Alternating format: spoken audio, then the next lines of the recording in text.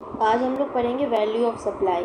मतलब कि अगर हम अपने किसी भी गुड्स या फिर किसी भी सर्विस की सप्लाई करते हैं तो उसकी वैल्यू कैसे निकलती है।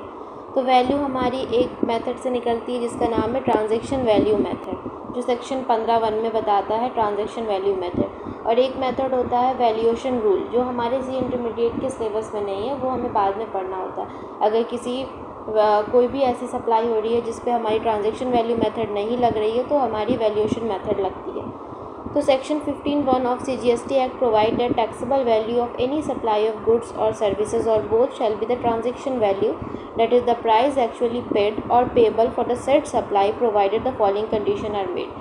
ट्रांजैक्शन वैल्यू मेथड किसे कहते हैं? ट्रांजैक्शन वैल्यू हम उसे कहते हैं कि जब हम किसी भी चीज़ की सप्लाई, मतलब कोई भी गुड्स या फिर किसी भी सर्विस की सप्लाई करते हैं, जो उस पर इन्वॉइस रेज होता है, उस इन्वॉइस पे जो हमारी प्राइस लिखी रहती है या फिर जो प्राइस पेड हो गई या फिर होने वाली है, तो उसी सेट प्राइस को हम सप्लाई मान लेते हैं। और मतलब उसी सेट प्राइस पे हमारी सप्लाई होती है तो उसी प्राइस को हम ट्रांजैक्शन वैल्यू कहते हैं। अब 3 ऐसी चीज़ें हैं जो अगर होगी तभी हमारी ट्रांजैक्शन वैल्यू मेथड लगेगा। सबसे पहला हमारा हम लोगों को एप्लीकेबिलिटी चेक करनी है कि ट्रांजैक्शन वैल्यू मेथड लग रहा है या नहीं लग रहा है। तो 3 कंडीशन होती है। सबसे पहली कंडीशन ये है, जो हमारा सप्लायर और रेसिपेंट है वो आपस में रिलेटेड पर्सन नहीं होना चाहिए। अगर रिलेटेड पर्सन हुआ तो हमारा जो है वो ट्रांजैक्शन वैल्यू मेथड नहीं लगेगा, वैल्यूएशन मेथड लगेगा। और दूसरा, is the price the sole consideration, मतलब कि जो हमारी कंसिडरेशन, जो रेसिपेंट और सप्लायर के बीच में जो कंसिडरेशन फ़्लो हो रही है वो सिर्फ कैश के होनी चाहिए, कैश के रूप में होनी चाहिए, काइंड नहीं होनी चाहिए किसी भी तरीके का, सिर्फ कैश में ही मूवमेंट होना चाहिए। मतलब कोई भी चीज़ के बदले कोई काइंड दे दे रहे हैं, मतलब हम कोई सामान परचेस कर रहे हैं उसके बदले हम कोई मतलब बार्टर सिस्टम जैसा कुछ भी नहीं होना चाहिए, सिर्फ कैश का ही फ्लो होना चाहिए। अगर नहीं हो रहा है, अगर कैश का फ्लो नहीं है, इसमें कोई काइंड भी इंक्लूडेड है, तो इस केस में हमारा जो ट्रांजैक्शन वैल्यू मेथड है वो नहीं लगेगा, वैल्यूएशन मेथड लगेगा। और अब तीसरा होता है, is the supply notified under section 15(5)। अब कुछ ऐसी सप्लाई है जिसको गवर्नमेंट ने नोटिफाई कर दी है कि, मतलब कुछ ऐसी सप्लाई है जो गवर्नमेंट ने नोटिफाई की हुई है कि इन सारी चीज़ों पे हमारी ट्रांजैक्शन वैल्यू मेथड नहीं लगती है, तो उस पर हमारा वैल्यूएशन मेथड लगता है। ओके, तो हमें 3 कंडीशन चेक करनी है ट्रांजैक्शन वैल्यू मेथड के लिए। सबसे पहली कि सप्लायर और रेसिपेंट के बीच में कोई भी रिलेटेड पार्टी, मतलब रिलेटेड रिलेशन नहीं होना चाहिए। और दूसरा, जो हमारा जो प्राइस है वो सिर्फ एक सोल कंसिडरेशन होना चाहिए। और तीसरा, हमारी जो सप्लाई है वो नोटिफाइड नहीं होनी चाहिए 15(5) के अंदर। Okay, if all condition meet, अगर ये सारा कंडीशन हो रहा है पूरा तो ट्रांजैक्शन वैल्यू अप्लाई हम लोग कर देंगे।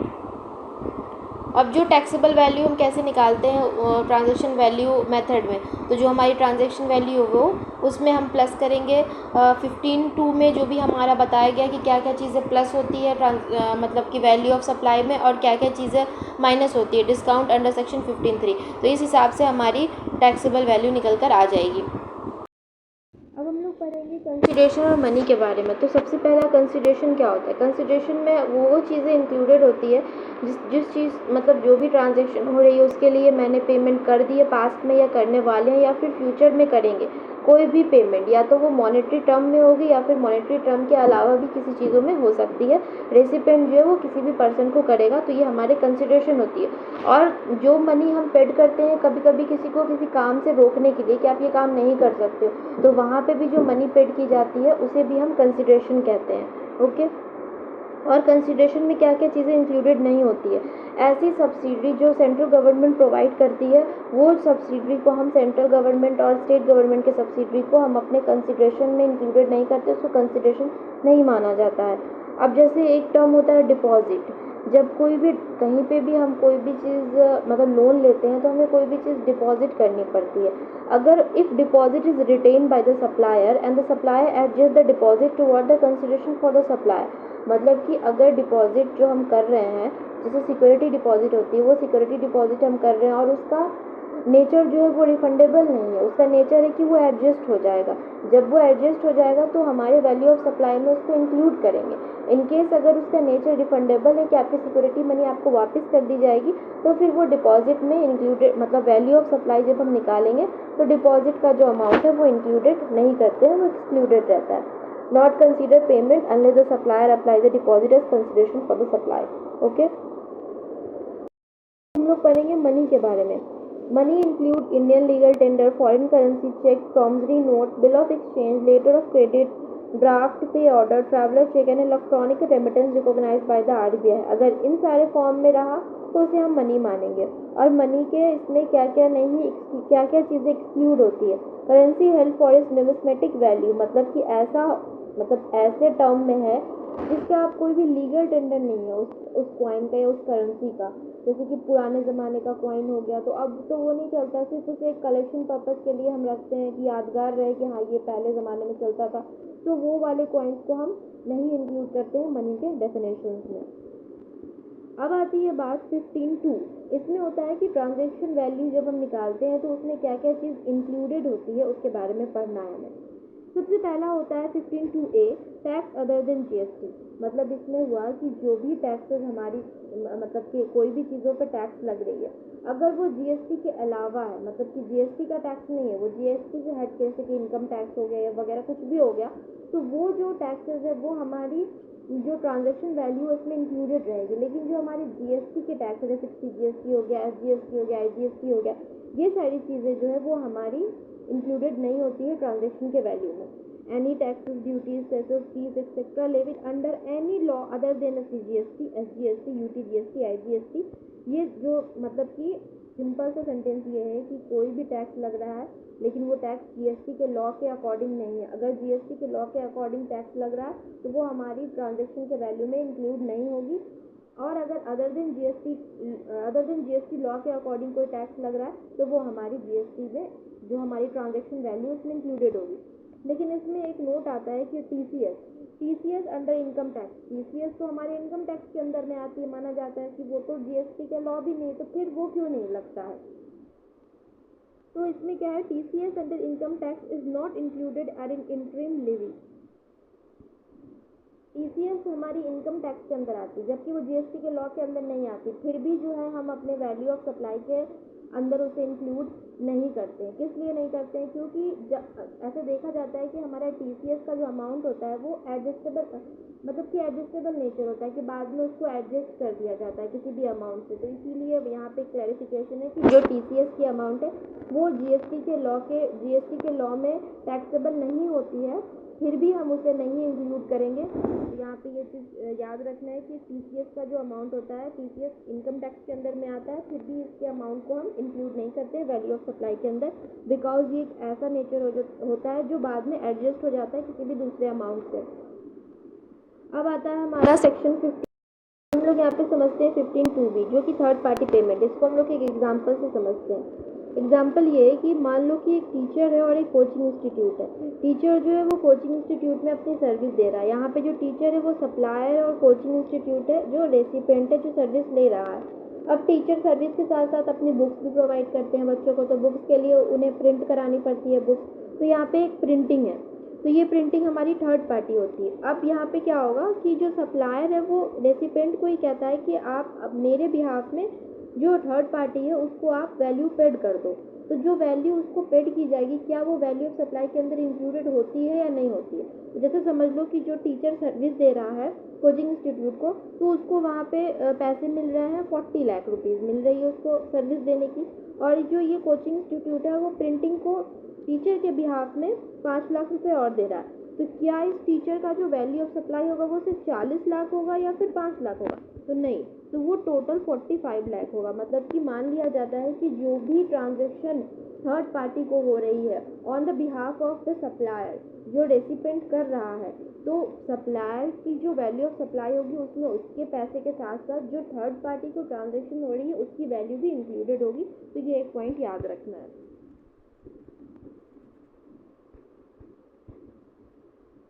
Any amount the supplier is liable to pay but which has been incurred by the recipient. Okay, अब आता है सेक्शन 15(2)(c). इसमें क्या है, incidental expenses, commission, packing, inspection और any amount charge for anything done by the supplier in respect of supply at the time of before the delivery.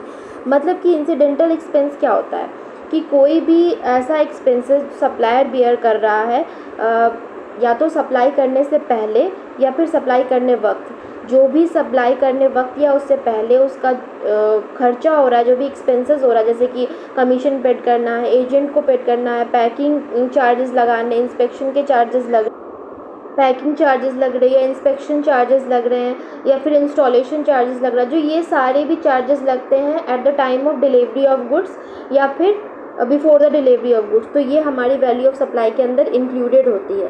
अब जो होता है यहाँ पे एक चीज़ समझना है कि अगर सप्लायर अपने खुद के जेब से पैसे खर्च कर रहा है, ट्रांसपोर्ट को अरेंज कर रहा है बायर के डोर तक के पहुँचाने के लिए, तो यहाँ पे जो होता है कि जब सप्लायर अपने जेब से पैसे खुद खर्च कर रहा है और वो इनवॉइस में इंक्लूडेड नहीं होते हैं, तो वहाँ पे जो है वो वैल्यू ऑफ सप्लाई के अंदर वो सारे पैसे इंक्लूडेड नहीं होते हैं। और अगर मतलब कि सिंपल ये हम समझे कि if the supplier bear the expenditure out of his own pocket, मतलब अपने जेब से वो खुद खर्चा कर रहा है और उसका बिल जो है वो कस्टमर के ऊपर वो नहीं बना रहा है, तो ऐसा जो इंसिडेंटल एक्सपेंस होता है वो हमारी वैल्यू ऑफ सप्लाई के अंदर इंक्लूडेड नहीं होता है। और अब एक कॉन्ट्रैक्ट होता है जो एक्स फैक्ट्री बेसिस पे होता है। एक्स फैक्ट्री बेसिस कॉन्ट्रैक्ट क्या होता है कि सप्लायर जो है वो रेसिपेंट को कुछ भेज रहा है, तो वहाँ कोई ट्रांजेक्शन उन दोनों के बीच में हो रही है, तो ऐसी ट्रांजेक्शन जो सप्लायर के मतलब कि सप्लायर के प्रिंसिपल प्लेस ऑफ बिजनेस से वो सामान निकल गया, तो सप्लायर की जो वो होती है ना, सप्लायर की जो रिस्पॉन्सिबिलिटी होती है वो वहीं तक ख़त्म हो जाती है। उसके बाद जो भी रिस्पॉन्सिबिलिटी होती है वो रेसिपेंट की होती है। तो यहाँ पे जो भी रेसिपेंट खुद अरेंज करेगा ट्रांसपोर्टेशन का खर्चा या फिर कोई भी चीज़ है, तो वो हमारी वैल्यू ऑफ सप्लाई के अंदर इंक्लूडेड नहीं होगी। वैल्यू ऑफ सप्लाई के अंदर सिर्फ वही चीज़ इंक्लूडेड होगी अगर सप्लायर खर्च कर रहा है सब रेसिपेंट के घर तक के लिए पहुँचाने के लिए, ट्रांसपोर्टेशन चार्जेस हो गया, पैकिंग चार्जेस हो गया, और उसका बिल रेज कर रहा है कस्टमर के ऊपर, तो यहाँ पर हमारी वो इंक्लूडेड होती है, अदरवाइज इंक्लूडेड नहीं होती है। अब आता है एक section 15(2)(d), interest late fee penalty, amount charge for delay payment of consideration, मतलब कि आप अगर कंसिडरेशन पेड करने में टाइम ज़्यादा लगा रहे हो तो वहाँ पे जो भी इंटरेस्ट लगेगा, फीस लगेगा या फिर लेट पेनल्टी लगेगी, वो सारी चीज़ें आपकी वैल्यू ऑफ सप्लाई के अंदर इंक्लूडेड होगी। अब यहाँ पे पढ़ना है सब्सिडरी के बारे में। तो सब्सिडरी जो होती है वो हमारी एक सेंट्रल गवर्नमेंट से मिलती है और एक हमारी अदर देन सेंट्रल गवर्नमेंट से मिलती है। तो कब सब्सिडरी हमारी टैक्सेबल वैल्यू में इंक्लूड होगी और कब नहीं होगी, मतलब वैल्यू ऑफ सप्लाई में कब सब्सिडरी इंक्लूड होगी और कब नहीं होगी। अगर सब्सिडरी हमें सेंट्रल गवर्नमेंट या स्टेट गवर्नमेंट से मिल रही है तो वैसी सब्सिडरी हमारी वैल्यू ऑफ सप्लाई के अंदर इंक्लूडेड नहीं होती है। अगर subsidiary other than central government और स्टेट गवर्नमेंट के थ्रू मिल रही है, लेकिन सब्सिडरी जो है वो डायरेक्टली लिंक नहीं है हमारी प्राइस ऑफ गुड्स या सर्विस के से, तो वो वैसी सब्सिडरी भी हमारी वैल्यू ऑफ सप्लाई के अंदर इंक्लूडेड नहीं होती है। सिर्फ वही सब्सिडरी हमारी वैल्यू ऑफ सप्लाई के अंदर इंक्लूडेड होती है जो सेंट्रल गवर्नमेंट और एसजी मतलब सेंट्रल गवर्नमेंट और स्टेट गवर्नमेंट के अलावा किसी और से मिल रही है, और वैसी सब्सिडरी है जो डायरेक्टली लिंक है गुड्स या सर्विस से, तो वैसी सब्सिडरी हमारी इंक्लूडेड होती है वैल्यू ऑफ सप्लाई के अंदर। Subsidiary directly link to the price excluding central और state government of subsidiary. Okay, अब हमें पढ़ना, ये सब हम लोगों ने पढ़ा यहाँ पे जो जो इंक्लूडेड होती है हमारी ट्रांजैक्शन वैल्यू में। अब कुछ चीज़ें ऐसी है जो हमारी मतलब कि ट्रांजैक्शन वैल्यू में इंक्लूडेड नहीं होती है। डिस्काउंट जैसे कि डिस्काउंट होता है, उस दो तरीके का डिस्काउंट होता है, एक हम डिस्काउंट सप्लाई से पहले देते हैं और एक डिस्काउंट हम देते हैं सप्लाई के बाद।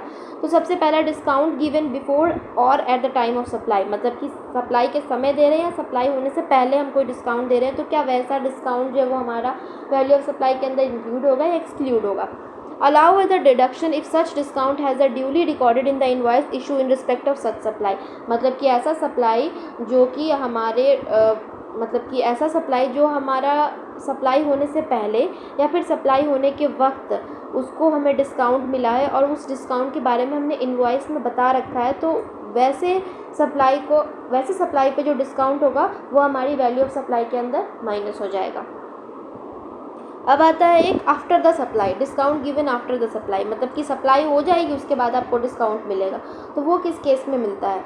तो allow as a deduction only, इसका जो डिडक्शन है वो हमें बस यहाँ पे मिलेगा कि जब 3 कंडीशन फुलफ़िल होगी कि आपको उस डिस्काउंट के बारे में एग्रीमेंट पहले से पता होनी चाहिए सप्लायर और रिसिपेंट को, ठीक है, और दूसरा जो है उसका रेलिवेंट इनवॉइस इशू हुआ रहना चाहिए एक, और तीसरा जिस डिस्काउंट आपको मिल रहा है अभी उसके ऊपर आईटीसी जो है वो आपका रिवर्स हो जाना चाहिए। ये 3 कंडीशन होगा तभी आपको आफ्टर द सप्लाई डिस्काउंट हो जाने के बाद, मतलब सप्लाई हो जाने के बाद आपको डिस्काउंट मिलेगी, तो वैसे डिस्काउंट को हम वैल्यू ऑफ सप्लाई के अंदर से माइनस कर सकते हैं। It is establish in term of an agreement enter into in before the time of supply. It is specially linked to relevant invoice input tax credit attributable to the discount has been reversed by the recipient।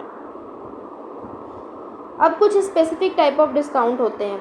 एक होता है bye मोर save मोर scheme. जब हम कहीं पे किसी mall में purchase करते हैं, उसमें कहता है कि आप इतना खरीदोगे तो आपको इतना डिस्काउंट मिलेगा। तो उस केस में हमारा जो वैल्यू ऑफ सप्लाई बनेगा उसमें क्या होगा, तो जब हम बाय मोर सेव मोर वाला स्कीम अपनाते हैं तो these are excluded from values shown on the invoice. तो वहाँ पर अगर हम जितना ज़्यादा अपना इनवॉइस, जितना परचेज हम ज़्यादा कर रहे हैं, उसी हिसाब से हमारा डिस्काउंट की वैल्यू कम होती जाती है, मतलब वैल्यू ऑफ सप्लाई की वैल्यू कम होती जाती है, हमें डिस्काउंट मिलता है, तो वहाँ पे भी माइनस हो जाएगा हमारा। उसके बाद फिर सेकेंडरी डिस्काउंट क्या, जो यहाँ पे सेकेंडरी डिस्काउंट है, ये सेकेंडरी डिस्काउंट जो है वो हमारी वैल्यू ऑफ सप्लाई के अंदर इंक्लूडेड नहीं होती है। इस वजह से इंक्लूडेड नहीं होती है क्योंकि जब ये सप्लाई हो रही है तो उस डिस्काउंट के बारे में हमें नहीं पता रहता है, और ना ही वो 3 कंडीशन फुलफिल हो चुकी होती है जो हमने 15(3) के अंदर पढ़ी। इस वजह से ये जो सेकेंडरी डिस्काउंट होती है वो हमारी वैल्यू ऑफ सप्लाई के अंदर से एक्सक्लूडेड नहीं होती है। तो ये हमारा वैल्यू ऑफ सप्लाई का टॉपिक कंप्लीट हो